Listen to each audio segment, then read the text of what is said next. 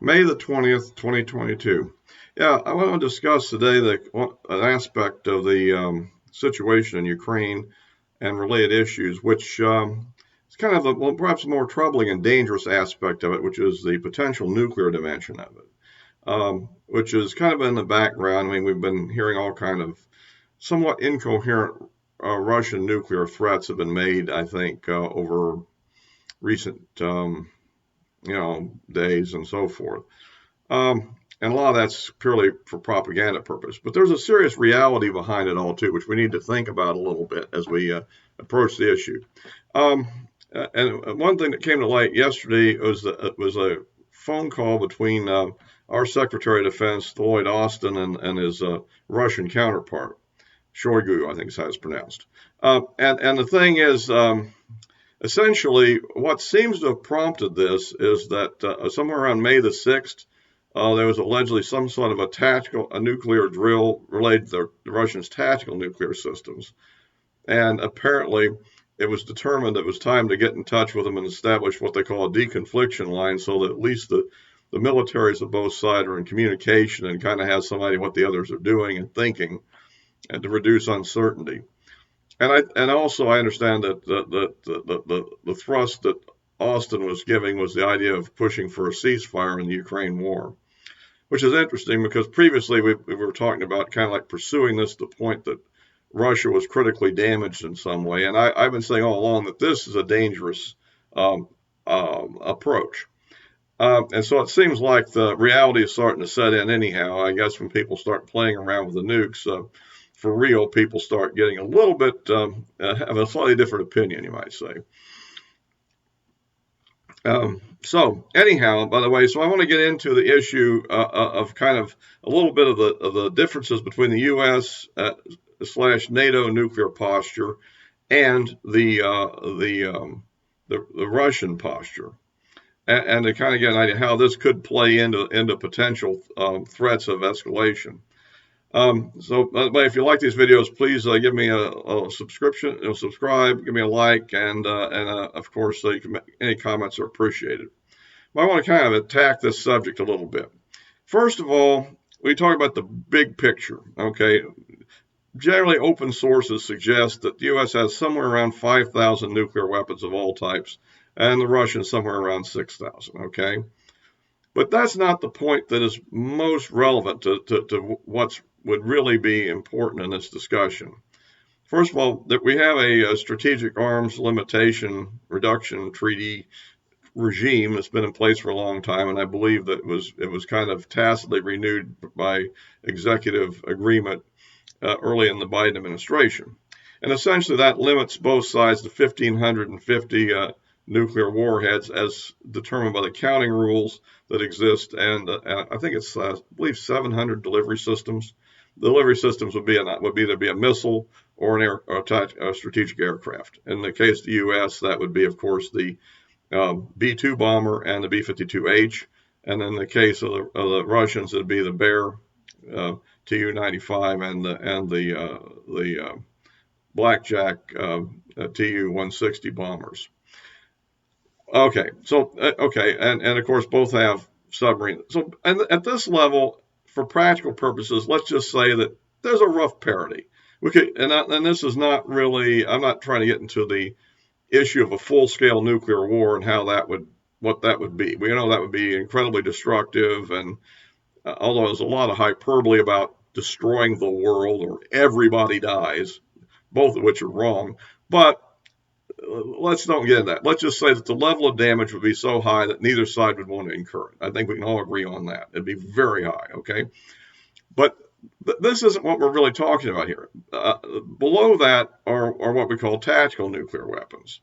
And while many tactical nuclear weapons can have yields well above those used in the two bombings in World War II, one has to make a big distinction between a bomb that's dropped over a major metropolitan city, okay, with high population density, and one that's dropped over an open battlefield with very low population density other than military personnel that are fighting each other, and maybe a few surrounding civilians living in the countryside.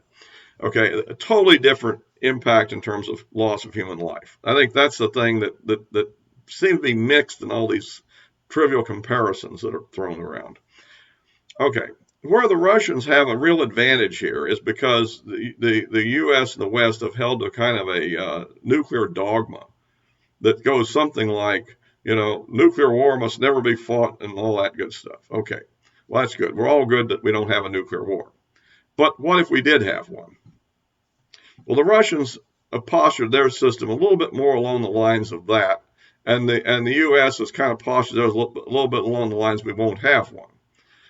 Meaning, okay, of those roughly 5,000-ish nuclear weapons we have, roughly nearly 2,000 of them, about 1,900 by the count I did this morning, looking at open sources, suggest that they're practically unusable in any conflict because they're basically just in storage. And what they are SLBM and ICBM warheads that have been taken off the missiles as part of the arms reduction treaties. Okay, in other words, they're just in storage in a secure facility. They've been held in reserve, I guess, basically in case the Russians were to choose to break out of their treaty limitations in a major way, and then we could, over a period of time, rearm our missiles with more warheads. For example, our Minuteman IIIs are designed to carry 3 warheads. However, they currently carry 1 warhead each because of the arms reduction treaties. But we have warheads that we conceivably could up-arm those missiles. The same thing for SLBMs. Could carry more warheads than are currently deployed on the actual systems. Okay, that's not as much true in the Russian system. Basically, for instance, as well we know their SS-18s still have roughly 10 warheads each, and they're clearly postured to do what you do to one-on-one strike against our Minuteman silos, for instance. And then they have like single warhead mobile missiles and multi-warhead mobile missiles. As a result, they have a lot less bombers, and effectively, and remember, the bombers only count warhead each according to counting rules, which these are, okay, because you don't know how many you're going to put on a bomber, so they just said, okay, count them all as one. And okay. So the point, I'm just kind of going through a little history of this, how this is done. But the bottom line is that while both sides have a rough parity in central strategic forces, if you want to call them that, and I would argue, okay, I think the quality of our systems are a little bit better than theirs, particularly the submarine. I think our Trident submarine forces are better than what they have, I think. But, essentially equivalent. I mean, the post-war people are not going to notice much the difference, I don't think. Okay, so that's not where the issue is. The issue is that they retain something like 2,000 tactical nuclear warheads of classes that we've completely eliminated from our arsenal, pretty much. That is to say, we have effectively our NATO committed warheads are somewhere around 150, some people say as high as 200 B-61 gravity bombs, which are variable yield weapons, which can go from very low yields to substantial yields depending on the model in question. Okay, because there's several mods of these weapons in the inventory. Okay, but these currently have to be delivered by tactical aircraft, which, given the qualifications that currently exist, are basically 4th-gen aircraft. In our case, F-15s, F-16s, the European Tornado aircraft, and so forth. So that's that. Okay, so remember, these aircraft are based on rather soft, vulnerable airfields that could be subjected to missile attack. Okay, and the Russians also, I'm sure, have tactical nuclear weapons of similar types that they could send them in with their tactical aircraft. Okay, which are also basically 4th-generation aircraft. But the real edge that they've built short-range missiles such as this Iskander missile, cruise missiles, and the hypersonic missile, all of which can carry nuclear warheads as well as battlefield weapons, which can be fired out of artillery pieces, which we've completely eliminated those from our inventory. And that's where their 2,000 tactical weapons come in, whereas NATO right now has 150 to 200. And I suspect that probably the Russians probably have more, maybe even a little more than that, in the sense that the bombs that could be kind of used interchangeably, and that's kind of true for us. For instance, the U.S. has a fair number of cruise missiles, around a little over 500, I believe it is, which are mainly committed to our strategic posture. And of course, those would be available in the event of going on alert, which most we allegedly have not gone on alert. So if you go on alert, you can then basically, ready all your bombers, those B-52Hs and B-2s, and equip them with nuclear bombs and cruise missiles for a potential retaliatory strike. Normally, we don't maintain too many of those on alert anymore. Now, that's a little unclear because for a long time, I don't think we did hardly any during the good peace period. Although I do think that President Trump did bring a small quantity back on alert during his period. I don't know what the current status is. So the point is that those weapons are really still part of the main strategic war plan. Okay, which would be the one where we have the big war everybody fears, and okay, if that were to happen, okay. But the tactical weapons don't. What the big, I think I disagree with most rhetoric. I don't see any way in which the use of battlefield artillery shells that are nuclear in any way leads to a central war exchange in any irretrievable way, because the decision to launch the central war, if the Russians aren't launching it, and assume that they're planning not to do that because they're initiating and hoping it doesn't happen, right?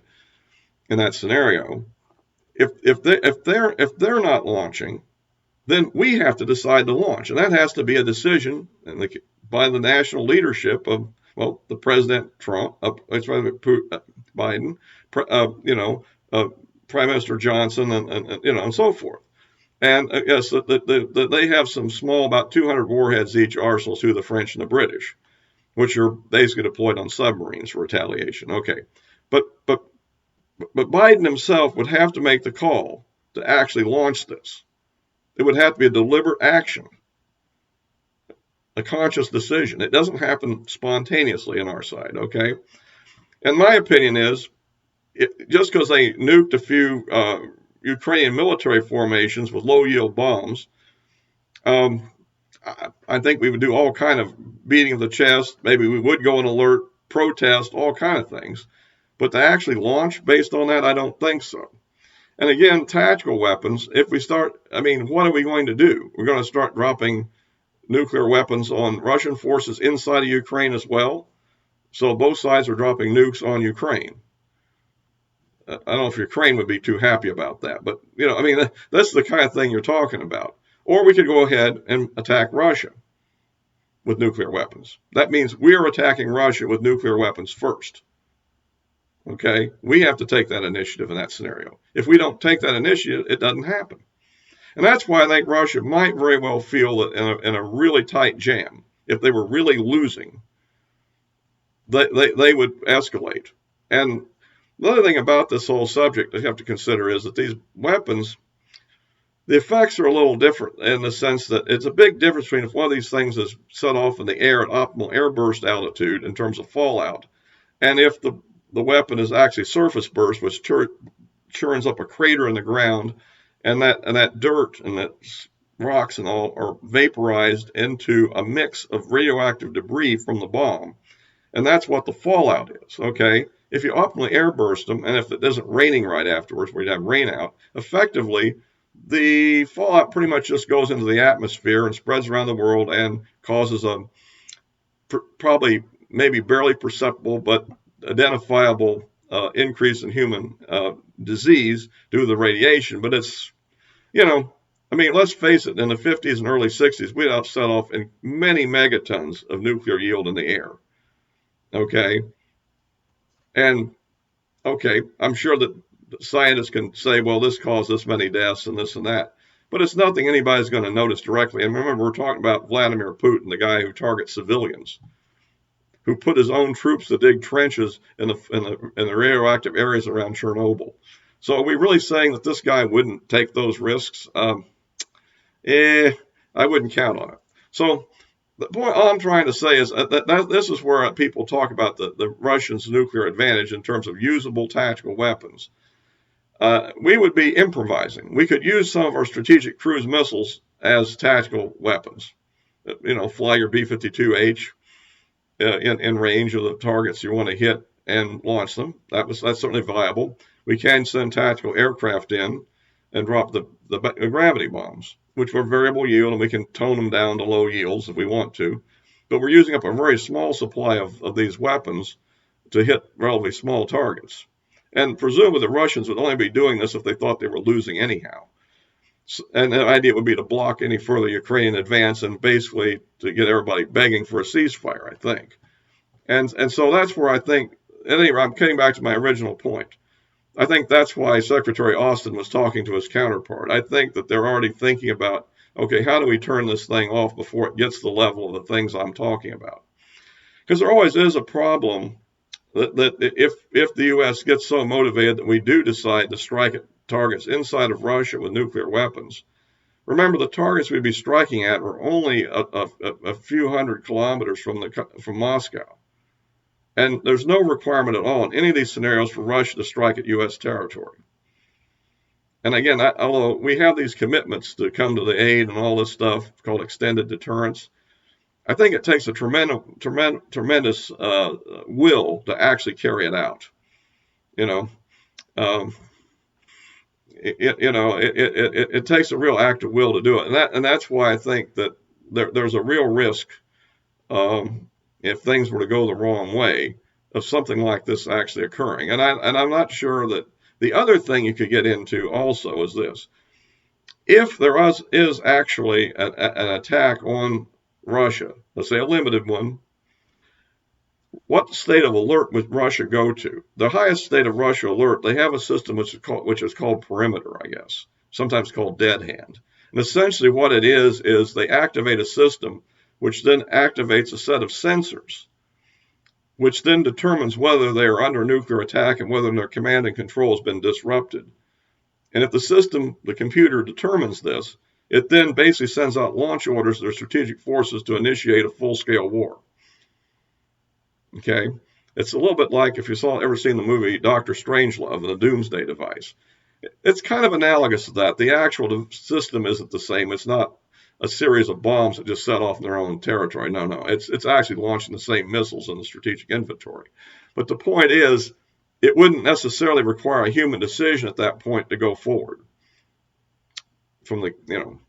And so that's another reason why actually launching nuclear weapons into the western Russia area is a very, very dangerous thing to do compared to for let's say Russia launching tactical nuclear weapons into Western Europe, as long as they don't hit France or Britain particularly. And even then, the French and British systems are not really a similar system. They're basically based on survivable submarines, which they can then retaliate at their leisure after they determine what's happened.